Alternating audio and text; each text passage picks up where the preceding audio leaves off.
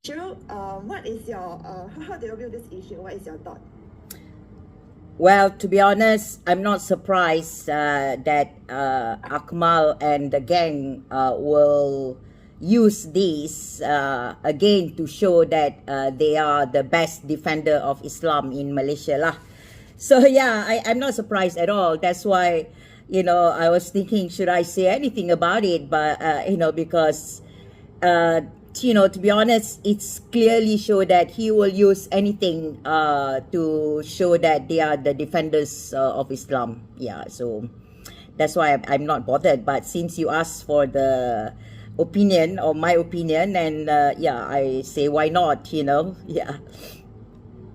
Okay, so how do you think that, because it is the second time that Akmal is seizing on the halal topic of Kkmart, so do you think that it will cause another controversy indeed? Okay, basically it's like this, okay? He tried to bring down Kkmart business before and it didn't succeed, unfortunately for him, and fortunately for Kkmart and for the rest of us. The thing is, before he wants to even start using the word ham, to him, ham equate to pork, but he should know the origin of the word ham first before he wants to make any comments with regards to the ham chicken sold in Kkmart. If you check, simply Google, ham is actually an old English word which actually spelled as H-A-M-M. That means hollow or bend of the knee. That's the meaning of ham, actually. This word is actually from the Proto-Germanic hammer.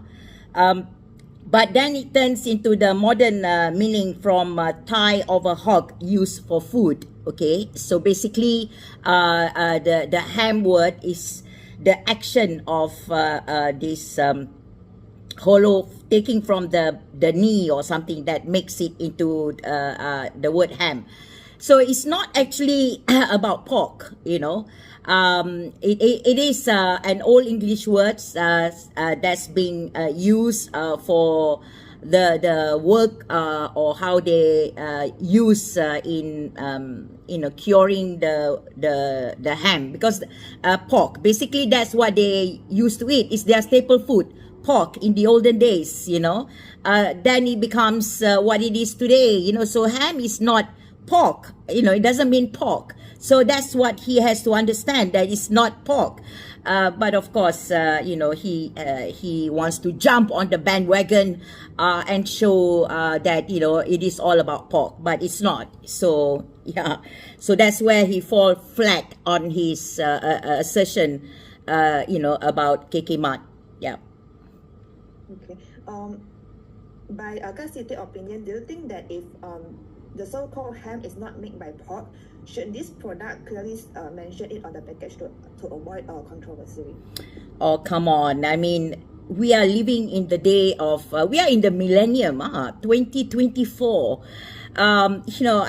People, even the Malays know that, especially in Malaysia, it is very, very, sensitive and particular in selling non-halal food to the Malays. There's no need for the likes of Akmal to tell us, what kind of food we can eat and stuff like that. The people, the Muslims know what they can eat and what they cannot eat.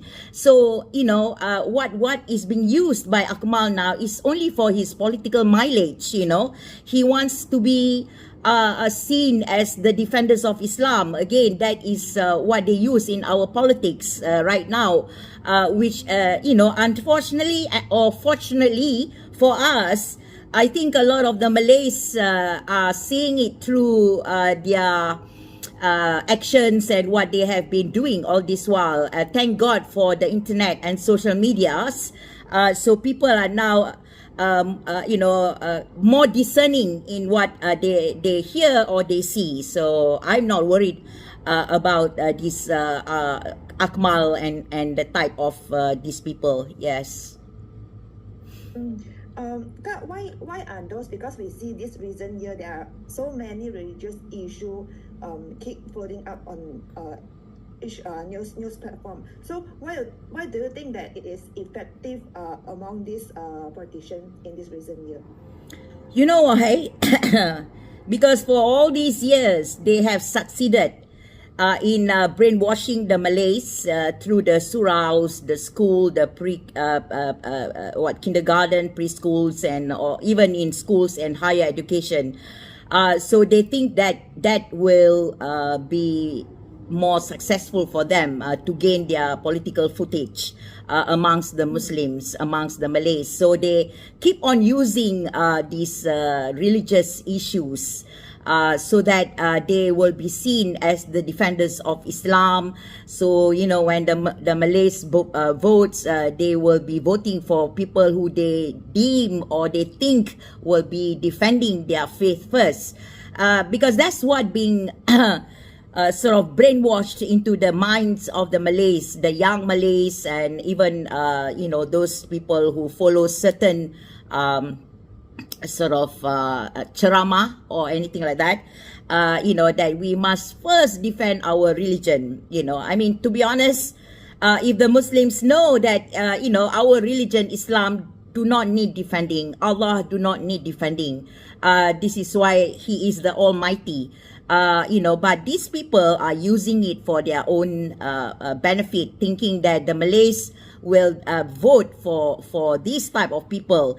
Never mind, you know, whether they think about our economic, our bread and butter on the table, you know, and no, they don't care about that because they think the Malays are stupid enough to actually, you know, listen to them that they are the best defenders of Islam, so we will vote for them. Yeah, this is what they hope for lah. But I can see the shift in the Malays' attitude that, you know, they don't care about these so-called defenders of Islam. What they care is about, you know, they want to live a peaceful and happy life. With money in their bank in order for them to eat. Okay, that is what their concern is. Not you know, they talk about you know, Islam all the time. Yeah. So do you think that in the future this kind of tactic won't be successful? Well, personally, I don't think it will become success. You know, it will become successful for them. You know, eventually, you know, I mean, human beings have been given brains by God, right? So a lot of people are starting to think now. You know, what are these people always shouting about this and that, which is not related to our day-to-day living? You know, the Muslims know what is haram and what is halal for themselves. But you know, so you know, as I said, thank God for the invention of internet, social medias. You know, people are able to share their feelings and their opinions, and you know, and the Malays are no different from other races. They are able to use their brains, and they will know eventually they will catch up with this type of politicians who keep using religion as their weapon. Yeah, I really feel that eventually, you know, these idiots will just simply die down, basically. Yeah. Okay. What about the non-Muslims? Should they be aware of certain sensitive taboos concerning Muslim? Honestly, I you know, that kind of question. Why should the non-Muslims be sensitive towards the Muslims when the Muslims are not sensitive towards them? You know, it takes both sides to be sort of understanding each other. You know, but of course, even as a Malay, you know, and I'm not alone. Actually, there are many other Malays who are fed up with the likes of Akmal, you know, and I think the non-Muslims should continue as they are, if not because of the non-Muslims in Malaysia, to be honest, holding the fort, you know. You know, we Malaysia would have collapsed long time ago with the likes of Akmal. But yeah, so do not feel that you are being told off to shut up when it comes to religion, because yeah, we don't talk about religion. Actually, I don't talk about religion. I don't talk about Islam because I am not an expert in Islam. But people seem to think I talk about Islam. But, I only talk against these people when they talk about Islam, using it against us. So, do not be afraid to speak up for your fellow Malaysians because we are all together in this, If you let these extremists like Akmal, who keep on using religion as their political tool and weapon, then, it will affect you eventually. So we have to all speak up.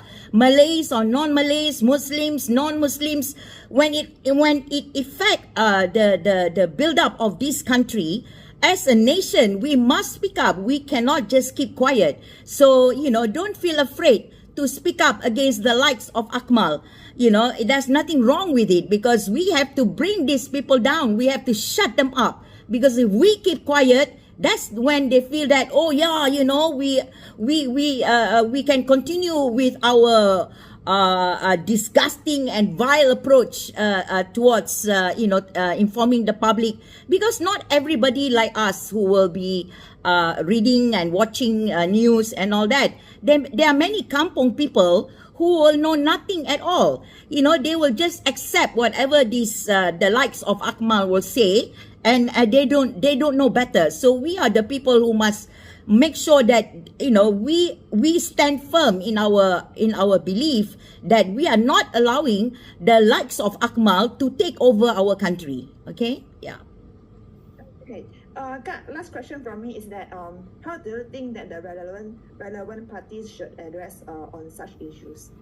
Oh, yeah. When it comes to politicians, this is where they should play their role. Where, okay, the politicians, they are in the government or whatever, they are the one who should be looking at these issues. Why are the likes of Akmal allowed, to use, things like this as their political tool? And so this is where our politicians should look at our education system. We just recently saw that ITM is now forcing, the Muslims, the non-Muslims, to attend an Islamic seminar or something like that. The education system need to be looked at, the syllabus and all that. And number two, what are the type of Islam that's being allowed to be preached throughout Malaysia, in the mosque, in the sekolah agama, even in our national schools? These are where our government must look at the root of the problem. Why people like Akmal becomes popular amongst their followers is because the brain has been told about certain things, and this is what they believe. So this is where the government must take over. Their role is so important in narrating the right approach of our faith, as well as where this country is going. Yeah, not trying to save, like kleptocrat, like Najib. Yeah, that is what they are trying to do, instead of looking at our education system, looking at the approach of Islam in Malaysia. Yeah, so that's what they need to be doing. Yeah, well, I got a lot to say about this. Yeah. I can see. Okay, Kak, I think that's all for my question today. Do you have anything you want to add on? Well, as I've said, I'm sometimes I feel like I'm giving up, about the way Malaysia is being handled, because I see our politicians are only worried about their next election.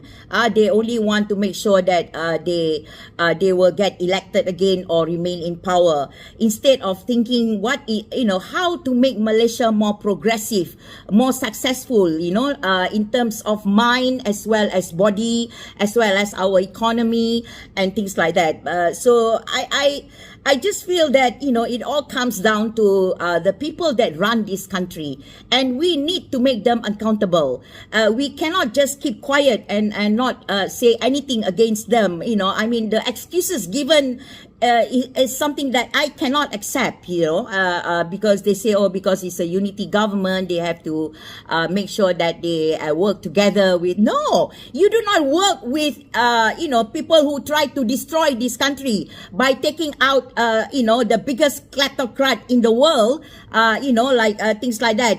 That is not the way it works, a good politician will be a good statesman who will not think about the next election. They will only think about how to improve this country whilst they are in power and see how to make this country more progressive, richer in everything, So that's a good statesman. But unfortunately, I don't see any statesmen right now in our country, to be honest. Yeah.